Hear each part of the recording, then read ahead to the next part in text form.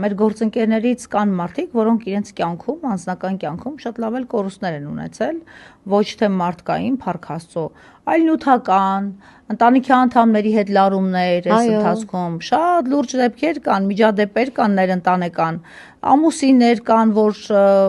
կնոջը հանեց լրատվամիջոցից, ասես գնա պետական ապարատ, որտեվ իմ պագոնը կպոկեն։ Մենք նաև մի թուրքագետ ունենք, որ այդպես ամուսնու տարել են, ցույց են տվել, թե տես ինչեր կա, ինչ ստատուսներ ա գրել քաղաքական։ Սրանք այնց բաներ են արել ժողովուրդ։ Մենք ուղղակի լրագրողները չեն գնացել, չեն թմկահարել, բայց չեն էլ վախեցել։ Նա ում մասին ասում եմ, թե եղբորը ինչ օրը գցեցին, բարձր պաշտոն ուներ եւ հանեցին ամենածանր պահին այդ տղային, ներընտանեկան կոնֆլիկտներ հրահրեցին, տարբեր բաներ ասելով, բայց այդ ընտանիքը ամուր մնաց ու այդ լրագրողը այսօր էլի ճակատում կռվում է։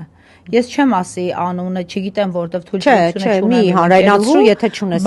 բայց ձեզ ասեմ, որ շատ շատերը կորուստներ ունեցան, բայց այս մարդիկ համառորեն պայքարում են